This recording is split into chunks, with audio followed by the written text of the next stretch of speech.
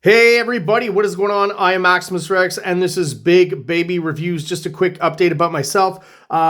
It is move week, basically, when this video comes out. It's going to be the day before the big move, where we move from our apartment in the city to our new house out in the almost country, like really close to the countryside.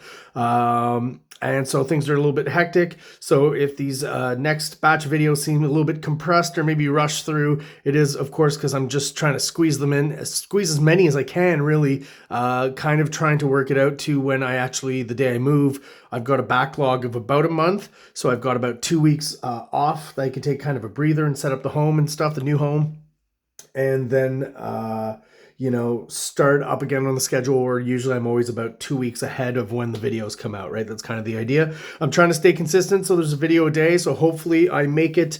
I'm a little bit behind on my schedule, but I'm going to try and catch up in this last week in just little holes here and there where I can shoot a few videos. I usually shoot about 7 videos one day a week. Now I'm trying to shoot 2 here, 3 here if I can. So that's we'll see how that works out. So that's basically what's going on. Do want to mention I'm slowly crawling towards 500. Really would help if all of you out there who are watching but are not subscribed would do so below, just because once you hit 500 on YouTube, I don't know if everyone's aware of this, it's kind of a landmark, or the first landmark you hit, and at this point I'm kind of pretty much invisible to a certain extent to the YouTube algorithm, and once you hit that first landmark you get a little more visibility and hopefully more chances of helping the channel grow. So if you can subscribe, if you haven't done so before, please do so. That would really help us out. Thank you so much for watching in. Now we're going to move on to the review. So you probably are also noticed, maybe, I don't know if the audio, it's going to pop out or not, but the room I usually shoot in, I am in right now, but I've emptied a lot of stuff out, so it's probably a little echoey as far as the audio goes.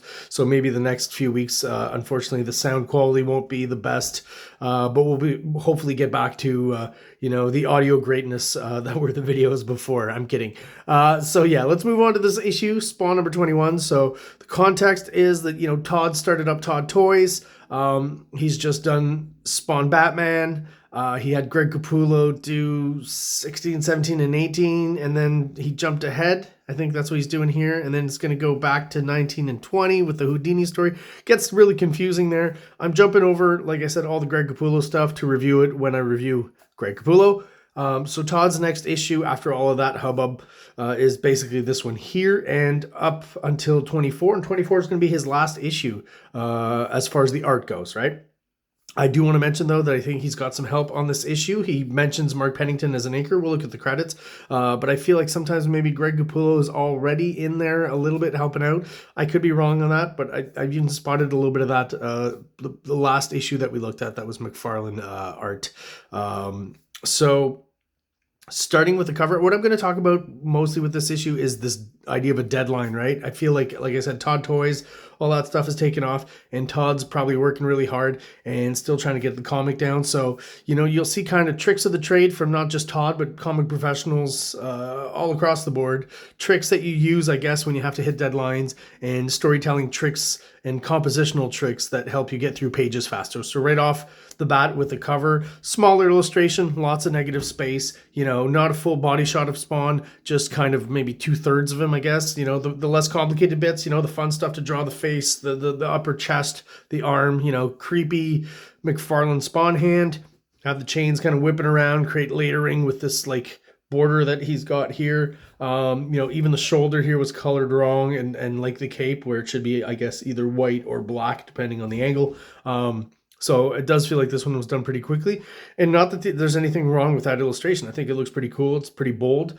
You see this on the newsstand back in the day. It does pop out, I think, from other covers. So design-wise, it's very smart, and also deadline-wise, because I do feel like this is something McFarlane could probably knock out in 2 to 3 hours at the most, and get back to duties during the day of, setting up Todd Toys and stuff.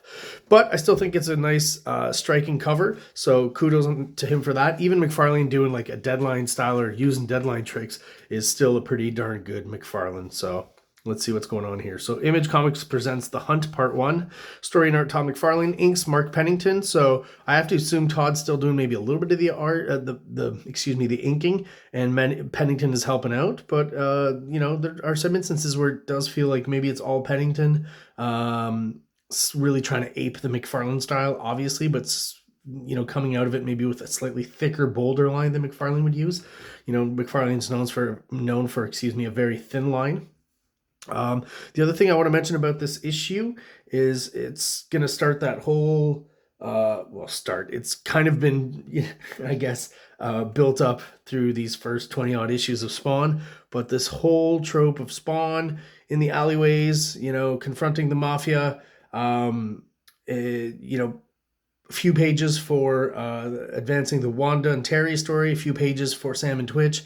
It's become serialized now and regular, basically. And there's nothing wrong with that per se, but it is a little bit too repetitive, in a run that's only 21 issues old at this point, right? If this was like 200 issues and Sam and Twitch had gone away and come back and, things like that, but it just feels a little bit saturated and compressed. I've talked about it before how I feel like McFarlane is kind of treading water, not spending so much time on the comic probably, and just kind of going back to concepts he's already kind of established in the first 12 issues, really. I mean, he's just strip mining the first 12 issues and those issues that obviously Neil Gaiman and not Frank Miller. I don't think he strip mined anything from that one, which was the worst of the bunch. But Alan Moore and Neil Gaiman, definitely.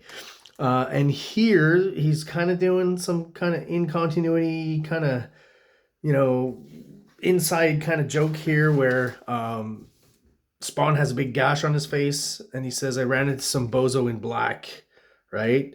So this is the issue that comes out after McFarlane's done Spawn Batman. So of course, I'm going to assume that they're really referring to Batman. But with the little star here, it says see issues 19 and 20, not out yet. Of course, I've already talked about this, right? So it's going to they're going to work in, shoehorn into that story a reason why Spawn's face has been split. I have to say it does end up kind of looking like a kind of zombie vagina face. Spawn is what we got here, but lace face, I guess, is what you call him as well. I kind of like the idea, just graphically, it's a very McFarlane thing, just kind of an extra level of gross out when it comes to Spawn. And I guess it looks cool, but it kind of, could Spawn not just use a small, little part of his power to just kind of sew up his face on its own? Or, what's the deal with necroplasm? Is he a zombie? Is he rotting constantly? Is he burnt? Who knows exactly, right? I know in later on issues he's going to be able to revert back to Al Simmons as he was as a black man, right? He can revert back to the surfer dude. Like, why wouldn't you, whether or not you like the fact that you can't turn back into, the black man that you were, wouldn't you still choose to maybe look like the blonde surfer dude guy instead of this? I don't know. So deadline wise, what you're going to notice is a lot of headshots, a lot of medium shots of characters covering up most of the background. So not a lot of background having to be drawn, not a lot of ruled stuff, just bricks and stuff that's done quickly. Todd's a master at that busy kind of, noodly, cluttered up background. And that's basically what we got here. This whole discussion, I mean, does anyone want to read all of this? It's kind of a rehash of Spawn's life. And how badly it's going and how badly he's, been treated. And I mean, I totally see it now how emo Spawn is. I don't think I quite got it when I was 13, 14 years old right off the bat, because I guess emo still appealed to me to a certain extent. Stuff like this and The Crow. I would say The Crow was probably much better than Spawn all around. Definitely like more, I don't want to say more adult. Well, adult in that rated R kind of sense, right? More edgy than Spawn, even though Spawn tried to kind of straddle that line. But Spawn was always going more for 13-year-olds than 18-year-olds. You get the cool shot of Spawn, using the cape to cover up the legs and the complicated bits for the perspective so that you don't have to use too much of it here. He's pretty good at layering. So, I don't notice a dip in the quality of art as far as the aesthetic and the Todd McFarlane look, right? He's still satisfying you with that Todd McFarlane artwork that you want to see, those cool shots, The shot of Spawn pulling his mask back on is pretty cool. The inking on it is kind of wild. This guy's face over here, his head's just thinned out all of a sudden. Like, again, everything kind of suggests a fairly breakneck speed while creating this.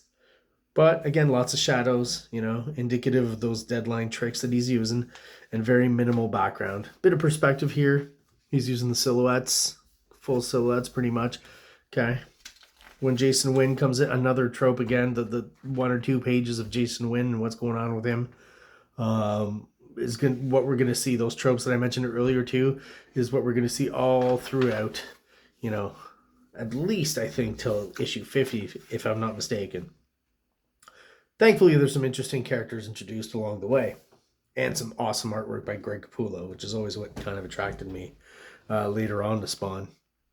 So again, the prerequisite kind of Wanda and Terry pages. Again, a lot of stuff to read. Terry being threatened at work, right? Back to using the silhouette trick to not have to draw too much here. Wanda's on the couch, foreground elements pretty much only, negative space in the background, you know. Again, just pointing out the dark shadow here. Deadline tricks all the way throughout. Not a lot of establishing shots. We're always right in close because, you know, you can draw something big that covers up stuff you don't want to draw or that takes time to draw, right? Gives us a good one here, though, every once in a while. Okay, so establishing we're in a dirty alleyway, which I think at this point when you read Spawn, you kind of expect. But again, debris, right? He's mentioned before when he's talking about those old stories with Rob Liefeld, talking on the phone and inking some debris. But, I mean, the actual cartooniness of the characters, you know, is still pretty consistent. The way he draws the hands and the fingers is very McFarlane, you know. He's still giving us everything we want. It's just, again, doesn't zoom out much. Here's kind of a cool one. And again, he's smart about it. This is I wouldn't call this necessarily an establishing shot, but I mean, I guess it is. It's the city, right? You can guess it's New York. And again, just smart about what he shows and how much he shows. How he crops it is just genius. You know, the cave stuff here, he's mastered it at this point. So I don't think this takes him very long to draw. And these, again, the long, you know, typical McFarlane, tall and skinny skyscrapers that he uses here almost exclusively in silhouette. Just smart drawing, really, especially for monthly comics. Drop shadows on the cape here. All of this looks great. Literally here, he just draws a background and shows debris. I guess he enjoys drawing that. We get a cool splash page of Spawn, right?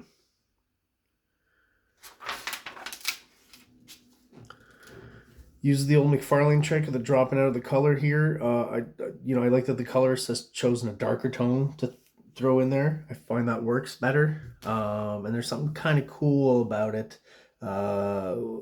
Matched here with the kind of image computer coloring of the time. I think this is one of the instances where it works kind of well for the mood he's kind of trying to set. I like that he just literally like is spiking that guy with his claws here, and you can tell, right? Just the meat kind of being pulled in. Pretty cool. But again, just all very economical drawing overall.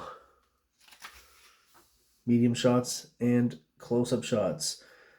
This bit of storytelling here is kind of interesting in the sense that, you know, I like this idea that he's, you know, what's happening is he's grabbing onto his mask and he's going to pull it off here. But like he's basically, he certainly made it look like he's stabbing himself in the face, right? Like the spikes are going into his eyes and stuff. So it's kind of different and interesting as kind of an idea. But if you're going to do that, I feel like you have to follow through. It's that McFarlane thing where he just goes for what's cool in the moment and then does something a little bit different, which isn't consistent with what he's established before. So when I turn the page, is what I mean, is you'll see that. But I do like this. I think the idea of just going in there and stabbing yourself in the face to pull the mask off. In Spawn's case, right, I would expect like, you know, Wolverine or something to do something like that. Or Sabretooth doesn't have a mask. Anyways, you see what I'm saying. So it's an interesting idea. What I would have liked, even though I really like the reveal here of him pulling the mask off, right, and kind of peeling off and stuff, and the drawing itself is really kind of crazy. Not sure how the laces work once his mouth is this wide agape. And again, just how wide a gape it is just so... If you move that hand out of the way, like, he's basically like a snake, I feel, and he's kind of, you know, dislocated his jaw. But, I mean, it works and it looks cool, and it's McFarlane working his magic. There's something cool about it, right? And he just has a way of doing cool drawings, for lack of a better term for it. Evocative kind of drawings, visceral stuff. And again, just what I would have liked for just a bit more consistency is maybe like, you know, those stab wounds of the hand from the previous panel, right? So you could, you know, maybe he didn't stab himself in the eye, but just below, right? So there'd be like a hole kind of bleeding or something. I don't know. Not that this is bad, but just it's just a little bit of lack of consistency sometimes that bothers me. But I've talked about before, I also like with McFarlane that when I was reviewing the Spider-Man series Perceptions with Wolverine guest starring, right? The inconsistency. Well, holy jeez. Let's try that again. Inconsistency of the way he was drawing Wolverine all the way throughout that was both frustrating but fun at the same time to see kind of the different versions of it. So yeah, I mean, you know, nothing's lost in the quality of the art. It's maybe in the quality of the storytelling a bit that we're losing, I guess. But it still has a way. It's like at this point, it's kind of almost become the Spawn style, right? So it's like the kind of stuff you expect from him. Again, that quick establishing shot of the city. You know, how many times does he do that in one issue, and will he do it all throughout kind of the run on Spawn, right? Or at least the last few issues that are left over. And I mean, Capullo is going to have to continue that, right? He's going to follow some of those tropes, right? Keep it consistent. But again, just very smart. Love this, honestly. This whole page here, it's almost like McFarlane doing a bit of Sin City or something. I don't know how else you'd describe it. You know, definitely in his style, but just a simple silhouette. Dark space, negative space, the layering over top here to create those different planes. The McFarlane vertical shot establishing, you know, the building that these mafiosi Tony Twist is in. You know the story of Tony Twist, right? This character was named after a hockey player. And I gotta say, if you know the answer, let me know in the comments. But I'm still confused as to if the guy's name was actually Tony Twist or it was like a nickname or something. But basically, that guy, that hockey player, eventually found out that this character was named Tony Twist and sued Todd McFarlane for the use of the name, claiming that people associated him with a mafia character from a comic book. And he won out and actually got some money out of McFarlane. So I guess that's the lesson you should be learning from that story basically is when you're creating characters and stuff, don't use actual people's names. It's change a letter or two, just switch it around somehow in a clever way so that you can avoid all of those issues later on if ever anything were to materialize for you. At this point, right, this is another kind of deadline thing I feel where like you throw in the news anchors. He's probably got stock drawings of these guys. I don't think they ever change. Might still be the ones from the first issue. And we end off, just kind of giving us the players for next issue, right? Everybody plus Overkill next issue. So Jason Wen, Tony Twist, Overkill, and Spawn once again moping around the alleyway. And this drawing here is, to me, uncharacteristically McFarlane. Like it doesn't look like typical McFarlane. It looks like some of the stuff he's done, but in a way I feel it's almost more like compositionally like Greg Capullo. So maybe again, like I've talked about, there's hints of him already helping out on the artwork in these issues here, 21 to 24. So we'll pay attention next one, see if we get a hint of that as well. So reviewing this, looking through it before the review, noticed this pinup that I guess I forgot about. Don't remember back in the day that John Cleary had done this pinup of Spawn, Wanda, right, and the Violator. One of the kind of McFarlane clones to a certain extent, even though his anatomy was much more even more exaggerated, maybe than Tom McFarlane. I say maybe, definitely more exaggerated, as you can see here. But there was always something I liked about him. I'm going to review some of his comics soon enough, which I found for really decent prices. I had some Satan 6 issues from back in the day, and I finished up that series and found some stuff he did for Image. So soon enough we'll be getting onto that. Sterling Clark, no idea. I mean, not super exciting. It's a decent enough drawing. And a lot of people doing the Violator here. Most of it copied, I feel like, from directly from McFarlane Illustrations. Ooh, we've done a review of this one fairly recently. Check that review out, I guess, if you want to see my comments on it. Sorry, guys. As I mentioned with the move and stuff, I'm just a little bit tired and feel like I'm going a little bit crazy. So Hopefully I'm making some sense as I go through these reviews. Is this like a first hint of like raised spiderweb on Spider-Man? Is this where they got the idea for the movie, maybe? I gotta say, this is Joe Quesada, right, at his peak. If you've seen his recent stuff, the aesthetic is still there on top, but it feels like he's doing a lot of photo reference stuff, and everything feels very posy and is just stiff, very stiff.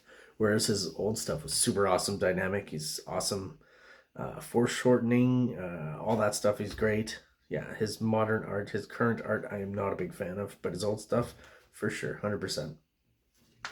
It's like the one exciting artist who really never did anything for Image, but who could have, you know, he was at that level for sure, or at least close to it back then. And Violator 2, we'll be getting to that soon too, that whole miniseries. Another one of my favorites from back in the day. So there you go, guys. That's my review of Spawn issue 21. If you're still subscribed and still watching videos, thank you so much. I appreciate your loyalty, guys. Those of you who are watching but are not subscribed, please do so below. Helps us out, helps get us closer to that goal of 500 subscribers, and where we can hopefully kick it up a notch and get out there to even more people who are into comic books. So thank you for watching, everybody, and have an awesome day. Like, subscribe, like, subscribe.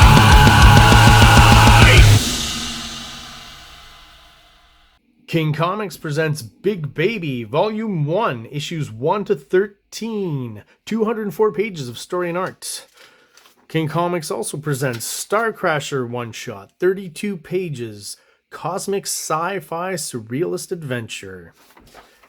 You can find these fine comics at KingComics.CA, at MaximusRex13 on Instagram, or on Facebook, MaxRex or Big Baby.